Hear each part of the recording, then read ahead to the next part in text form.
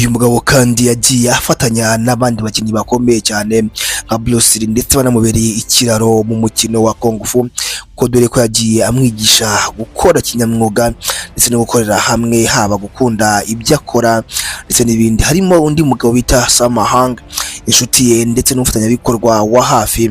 Uyu nguyu ni umuntu w'ingenzi mu buzima bwa Jackie Chan. Summo Hung bombi biganye mu ishuri rimwe rya Peking Opera School, bakurira hamwe mu itsinda rya Seven Littles for Teenagers.